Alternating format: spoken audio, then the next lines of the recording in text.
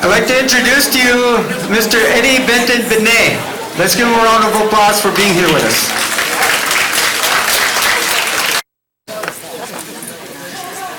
We have to realize today that the Anishinaabe Moin, Ojibwe Moin, has been in decline for many generations. The civilizer gaining hold here and gaining prominence and control decided that the original people of this part of the world were a godless heathen people, that we did not have spirit, and as such we weren't much on the humanity scale. So they went into a great effort to destroy our language, and they have nearly succeeded. Our entire population across Canada and the United States, according to the latest data and surveys that community have taken, that a generous estimate is that only 7% of our population still speaks the language. That's quite different from when I was a child. My reserve in Wisconsin, at the time that I was growing up and at the time that I was in my adolescent years, 100% of our Anishinaabe population spoke the language. And they spoke the language whether they had converted to Christianity or any of the other belief systems. They still spoke the language. And the language flourished until about 1950. It was the first language of every home. Even though English was the parlance in school, the home language, the family language, spoken between mom and dad and brothers and sisters and the entire family, was still the Ojibwe language. And that's true until the 1950s, and there's something that happened in 1950 that we don't generally take notice of. At least in the States, people don't take notice of it. But up until the 1950s, the Catholic Church was singing their hymns in the language, doing the entire service in the Ojibwe language. But somewhere in the early 1950s, something came down from the Vatican, and what came down there is called a papal bull. It's purely bull what came down. And what it said was that we can no longer support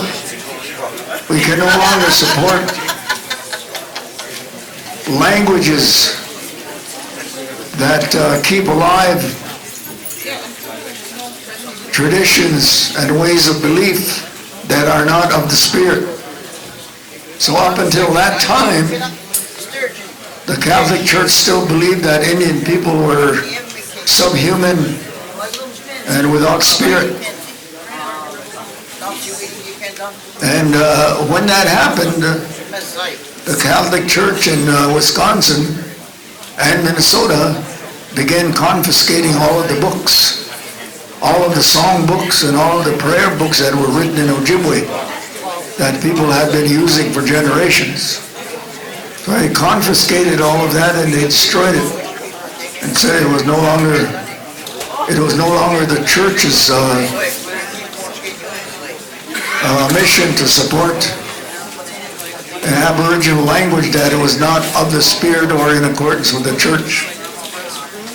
So from that point on, the language began to subside, and the language became less and less used,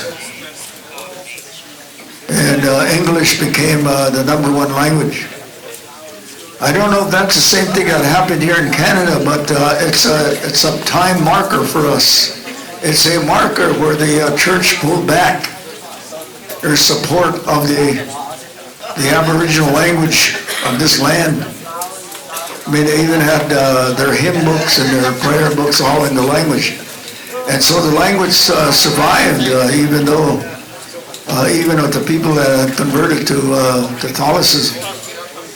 So I think that had a lot to do with where we are at today. Because 1950 is less than 75 years ago. And accordingly, all of the data that we have established and surveys we have done across the nation, we come down to the fact that there's only 7% of us that still speak the true Anishinaabe language. And even though there's a lot of effort, especially here in Canada, there's a lot of effort on reestablishing the language. But I think we're missing the mark. I've been in Anishinaabe education for over 35 years. And I was born in a wigwam in northern Wisconsin at a maple sugar camp. And I was never sent to school until I was 9 years old. My mother and my grandparents decided that I would be withheld from school until at least age 10.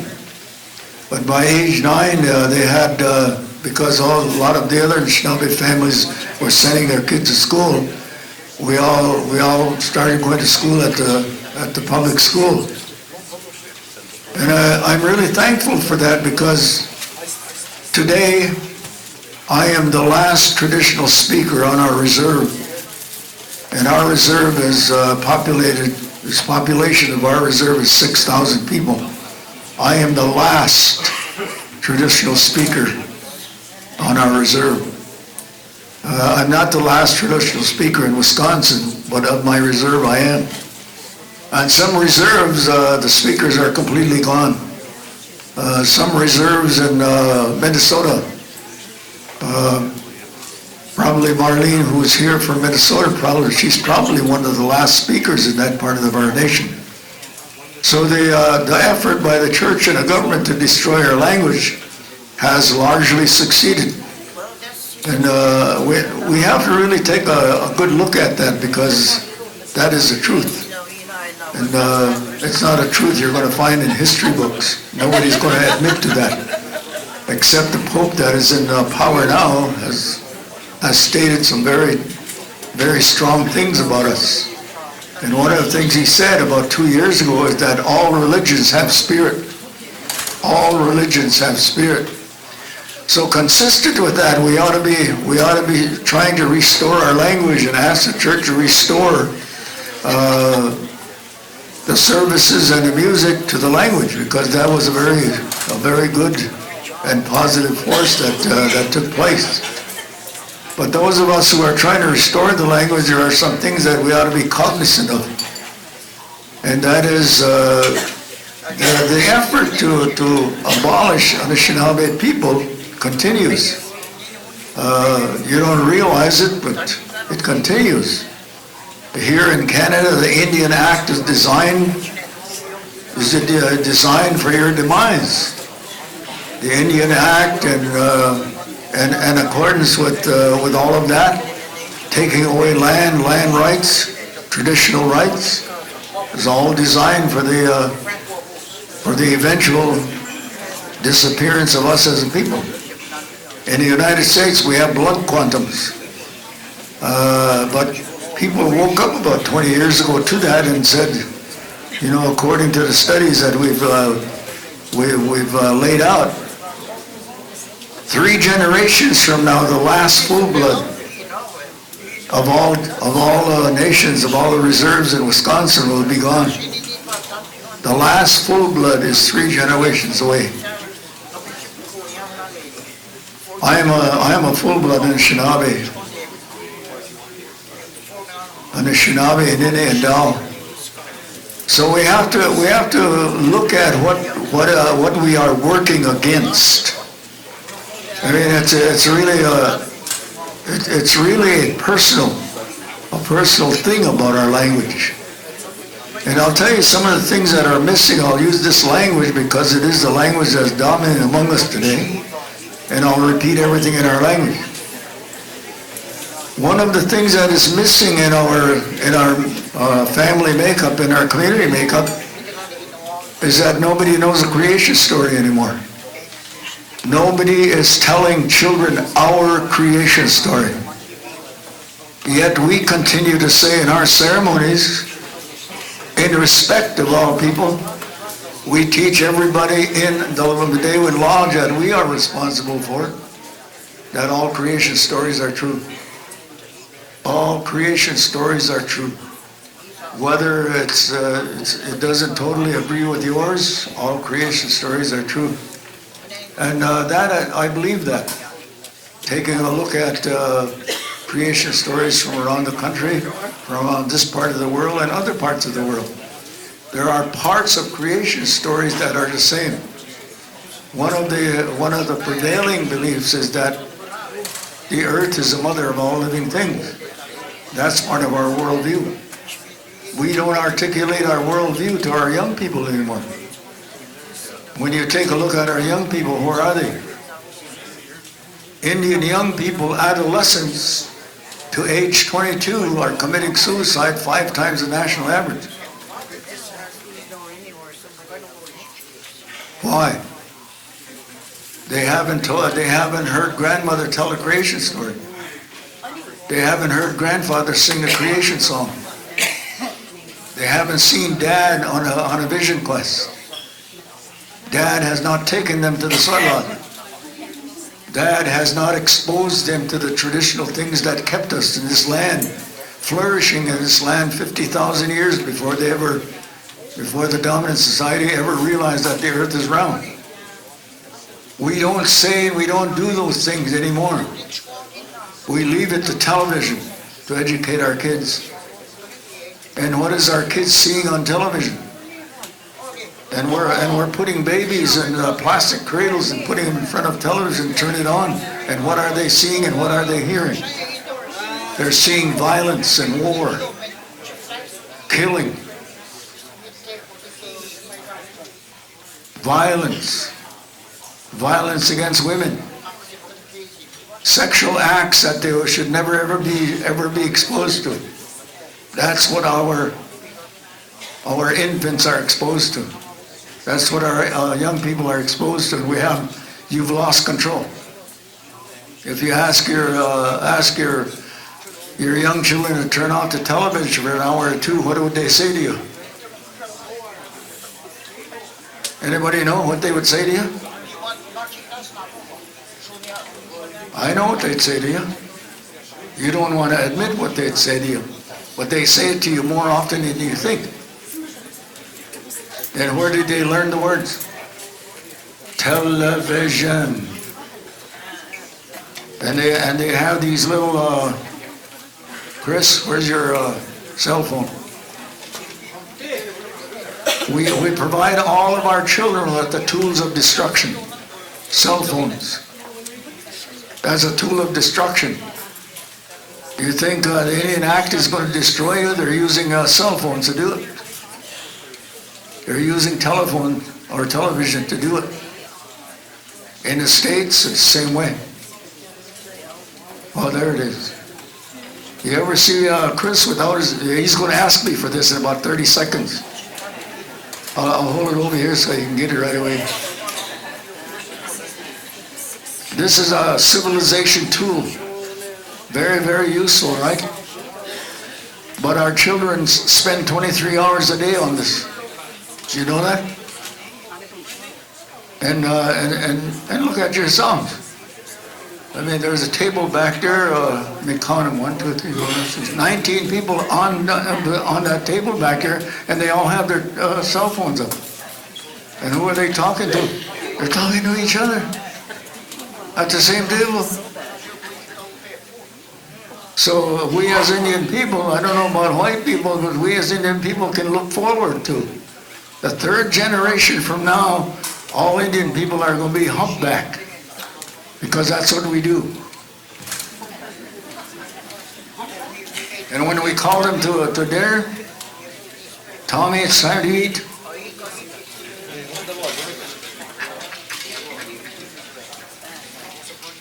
And our vocabulary is going to go down to that, you know. The two words ending with you and ya. It's time to go, Tommy. Ya. And white people became humpback because they were always milking cows, you know, like this. We're going to become humpback because we spend so much time on our cell phones. I don't know what you're going to do with yours, but I don't carry mine around like that anymore. I put it on my hat so I don't have to look down. It goes like this.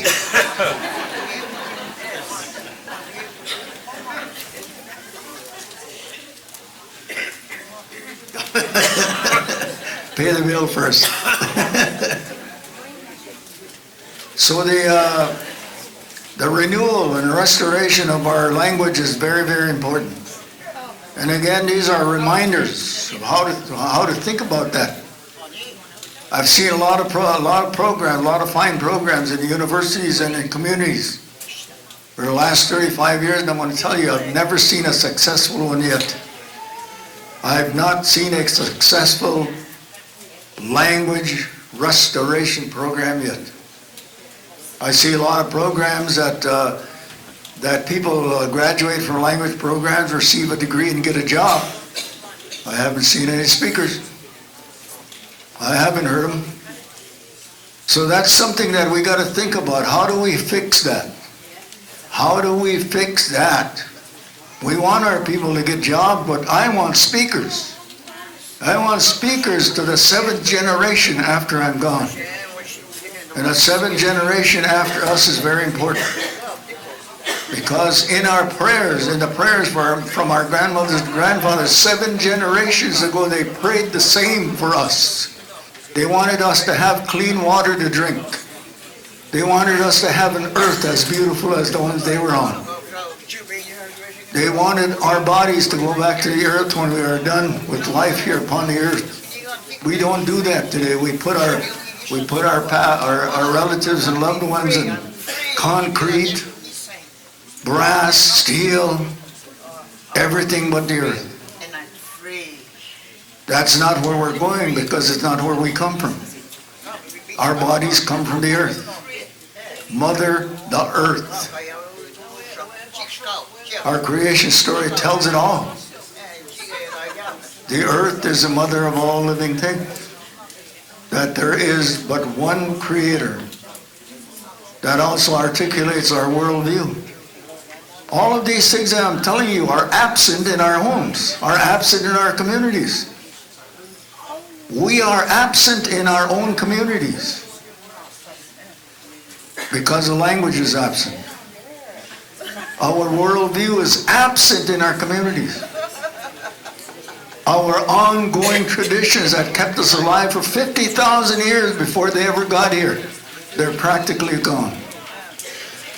You can read about them in somebody's book, but if you read about them in a book called U.S. History, that's a pack of lies. I haven't read the Canadian history one either, but maybe that's a pack of lies too. The only truth that is relevant for us is the truth that our ancestors left for us. They didn't write it down. It was told in the words and the stories and the philosophies that they articulated. They are told in the songs that they left us. The activities of life and life-giving and life-passing is told in our traditional practices, in our song. Where are we going? Where we are going is in our song. We're not going to the happy hunting grounds. That's something a white Republican made up because heaven is getting overpopulated. Can't have any Indians hanging around. Oh, by the way, we can hang around the fort, but we can't go in. So these are the things that are missing in our language efforts. And all universities are trying to institutionalize the language. They're trying to teach our children about the facts and the truisms of verbs, proverbs and anti-verbs and syllables. Not interested in what a professional linguist can take the language apart. We want to learn to speak our language. Yes? No? All college and language and university programs are one and the same. Double vowel and learn the intrinsic meanings of syllables. I can encapsulate it all in one way, in one statement.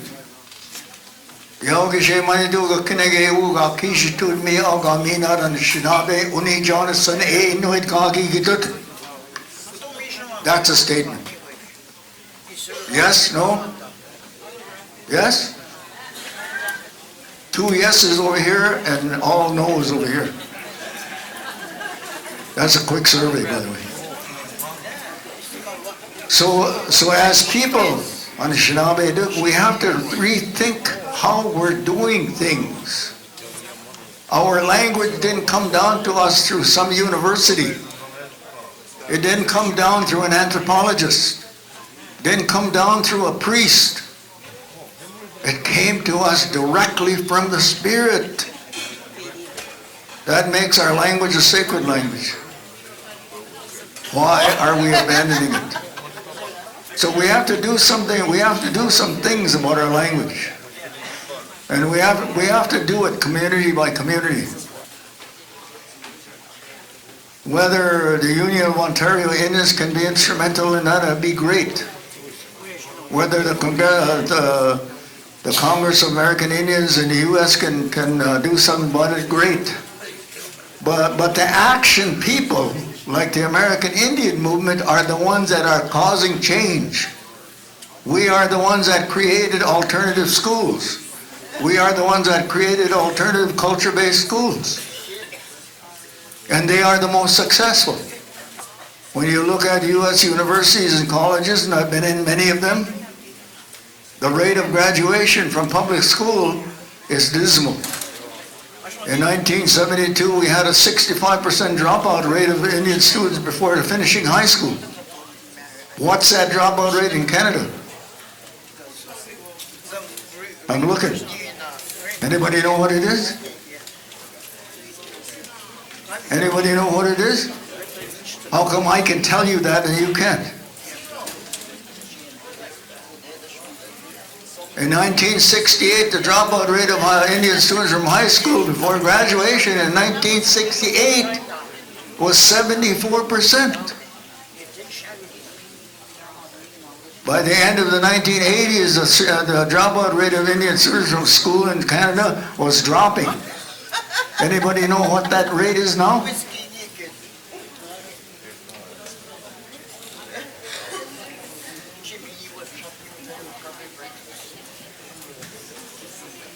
It's a little bit less than 50. It's a little bit less than 50. Why? Why are kids dropping out of school? Because the curriculum is still not telling them the truth. There's still nothing in Canadian curriculum that is positive for them and about them. Certainly nothing about their language. Certainly nothing about their philosophy or their belief systems. Nothing, nothing, nothing. It's all about getting a job, making money, and buying things. Period. That's the way that we got to look at education, Anishinaabe relatives. If you have control of Indian education on your reserve, start looking at that. Start working with the people who know how to make that curriculum alive and meaningful for our kids, all the way down to preschool. So that's my harangue for the day. And now we'll go to the topic, Ishkude. Okay? All right?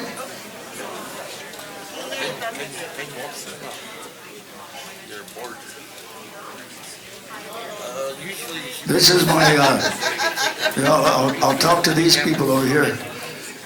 Right here is the word Ishkude. Does anybody know what it is? All right.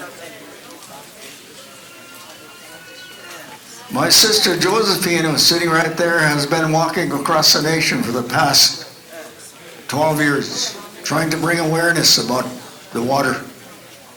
Nebe. Nebe. Can everybody say that? Nebe. This is not bish. It's nebe. It's not nibish. Unless you're Métis. No, I'm just kidding.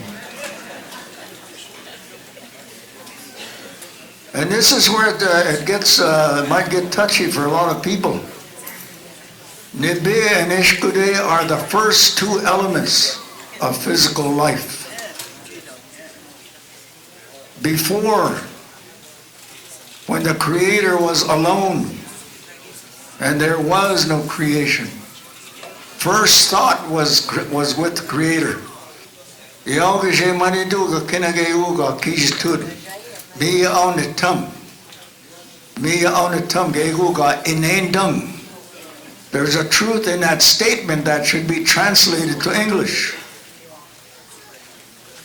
In the Bible, does it tell you what and who was first thought? Our creation story designates it completely. Wineta gi ayaya amaniduga kinegeguga kijitul. Gauna we abakan. Wineta. Kakinagujigi tibikab minagwat. Gangegugi awasinun. Unjiwaza kuneg ewu. Wineta. Ginawenese. Yamaniduga kinegeguga kijitul. Bidashia on the tum. Inendamuin. Inendamuin. Miya on the tum. Win the tum gi inendam gegu. And in that statement that talks about first thought. And again I ask, why aren't grandmothers talking about these things to children? Why aren't grandfathers telling their grandchildren about these things? It's the way it happened, the way it used to happen. That's why they are our teachers.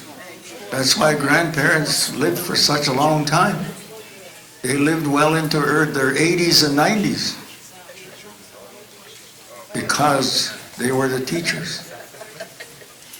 So in our creation story is all of the things that confuse us today because somebody stopped talking. Somebody stopped talking because somebody was not listening.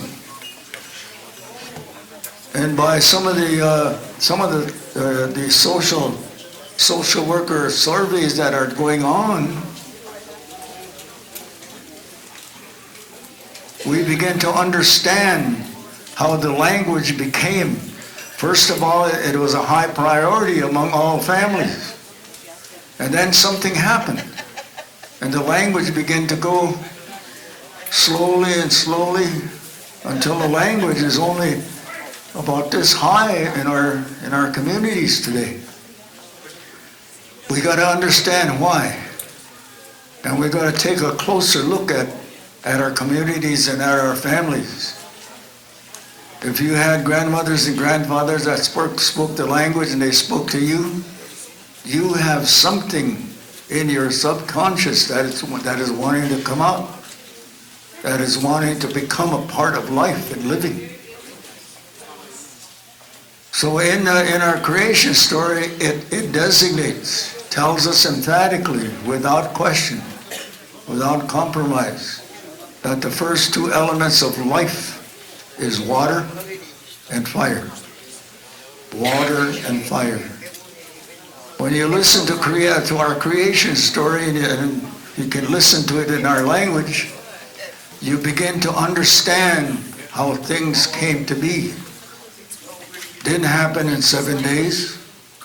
It might have happened for 7 days in somebody else's creation story, but not ours. Things that took place in sequence, and in sequence, There was not a set number of how many million years passed between the first thought and the second thought. But we know that it was a long, long time, immeasurable. Immeasurable in human terms. So our creation story is a very long creation story. And you can get a sense of that when you go out at night. You get away from the lights and look out into the universe. Look out into the universe, and that's our creation story. Didn't happen in 7 days, but it did happen in sequence. So first thought, first element was water. Mi unitum. Mi unitum gaga kendawak. Iunash ke kendamang hid agide bekab menawak. Emagi ayat almanidu wineta. Mi gaje nending. Ani dana ejna kukuyote. Gaun gashketu sinda inabi anguje. Midas kaje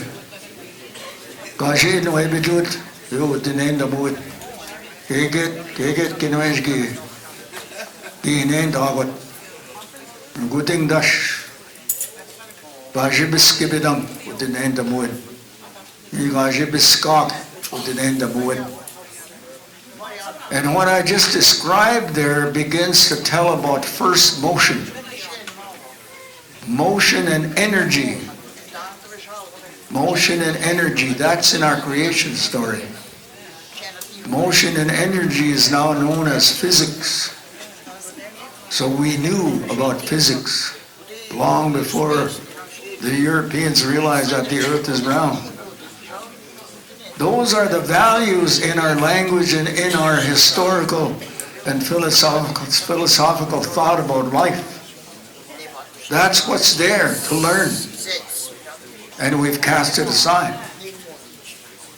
And when our children look around, what do they see? What do they see us doing? We go off to play bingo. We're not talking to our grandchildren. So those are the things that are missing in our language restoration. We've got to first admit, and we've got to realize, and we've got to live the fact that our language is a sacred language.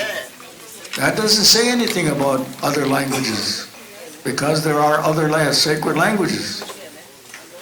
The language that Jesus grew up in is a sacred language.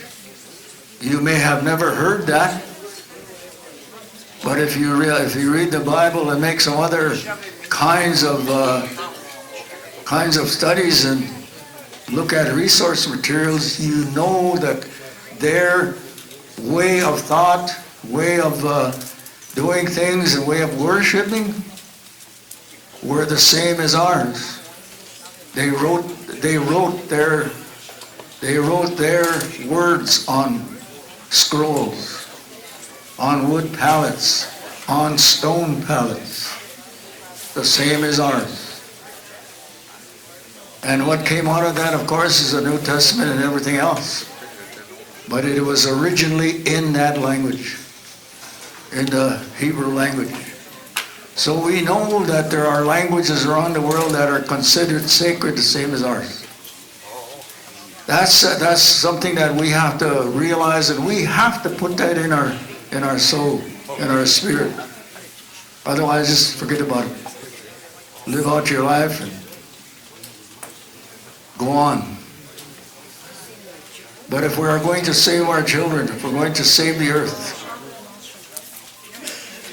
that problem might look insurmountable today, but we have to do something about what's happening to the earth, because that's our mother. When the profiteers and the multinational corporations have drained all the oil and have fractured all the water, there'll be no water to drink. There'll be no water for their children as well. But they don't seem to care about it. Somebody has to care about it. My sister Josephine cares about it.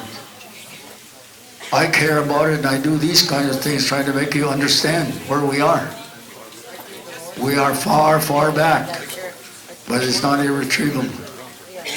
So we have to understand these things, that ishkude.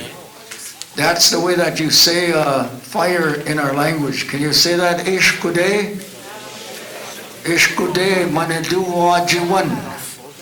Can you say that too? Ishkude manedu wajiwan.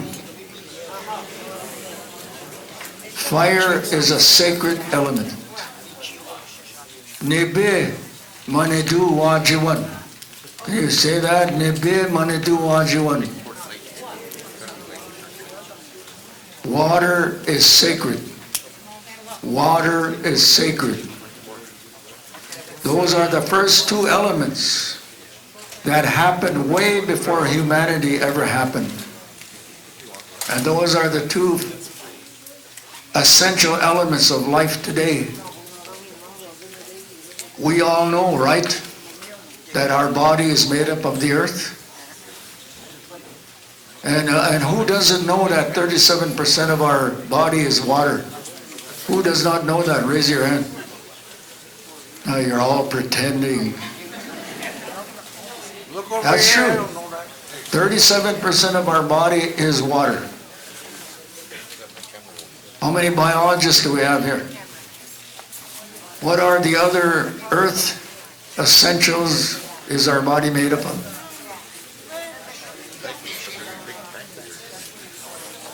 Gold, loonies, toonies. Just kidding. Our body is made up of the earth. Our body comes from the earth.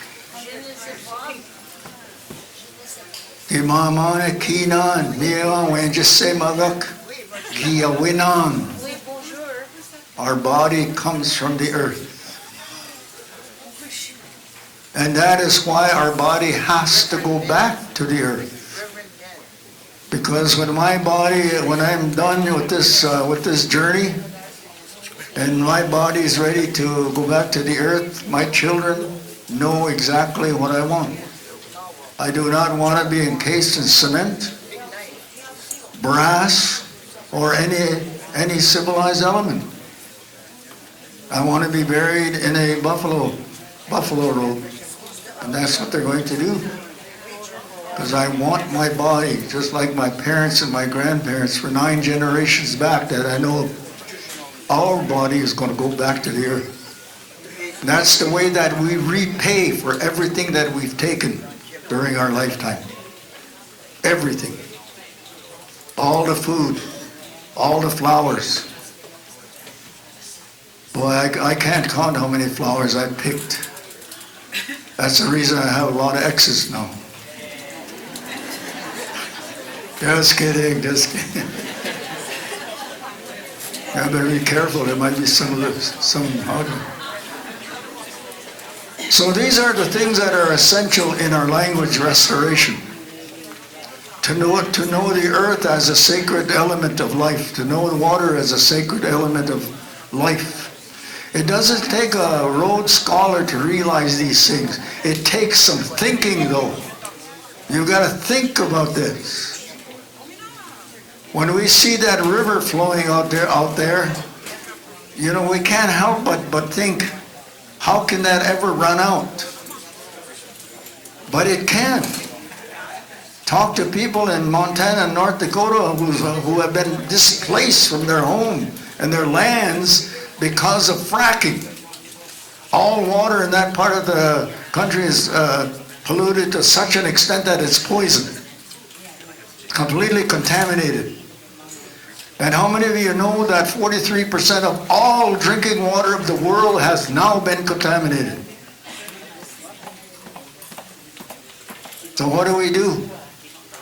How many women in this room right now, of every faith, how many of you have done any kind of offering or prayer to the water in the last year? Let's see your hands. Well, that's a few, yeah. We ought to be doing that every year. During the full moon of April is when that's when our people did the honoring of the water. And just think if all the women of the world for one day stood up and said no more. No more fracking, no more poison in the water, no more poisoning of the land. What do you think would happen? Women, you are powerful. You have more power than you think you do if you stood together. That's where I'm at with my message as an educator today.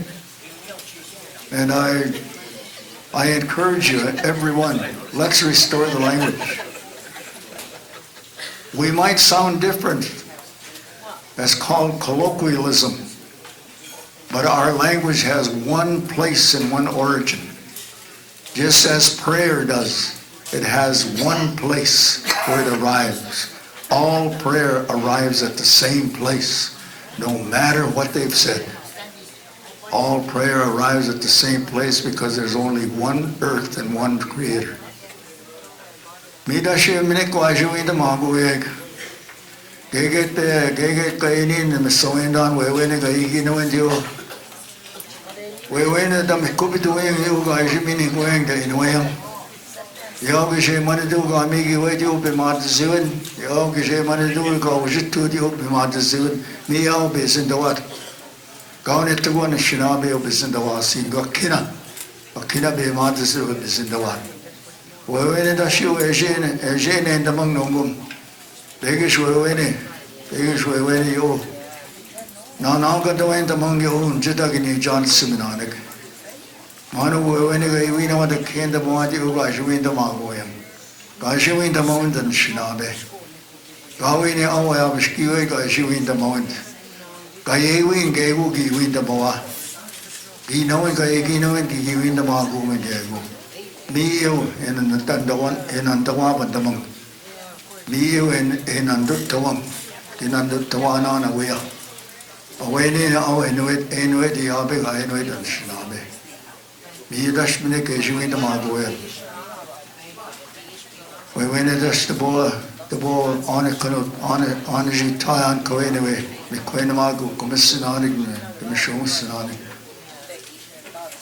Before I conclude my presentation, I'd like to ask everybody if you would join me. I want to give prayer and thanks to all of our grandmothers and grandfathers who 7 generations ago and maybe even further than that who prayed for us today. And many of them knew that what conditions would be like today. Yet they prayed for us that we'd have clean water to drink and earth to stand on, and that peace would be among us. I'd ask you to stand up and join me as we do that. And while we're doing that, can you remember your grandmothers and grandfathers? If you can, remember your great-grandmothers and your great-grandfathers, and give them thanks in your way, in your language, while I'm doing this. Asanagashe manido, Wawini nungu mama jitayang, Wikwajitoyang minoa, Damikubitoyang yu, Anishinabe muid.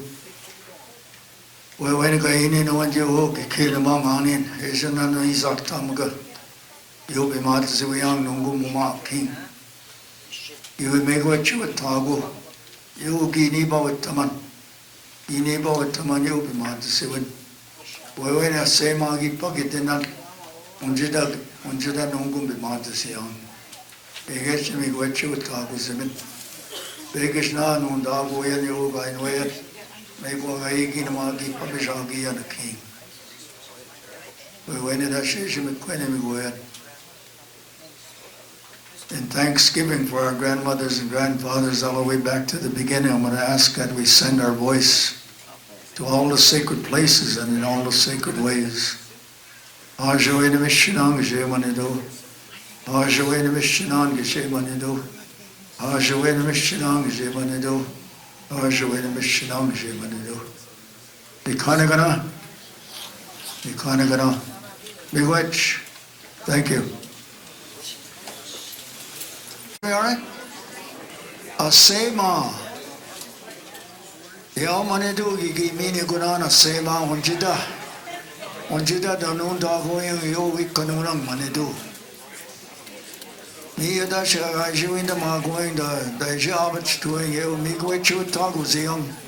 We go ne go yo is chigayang.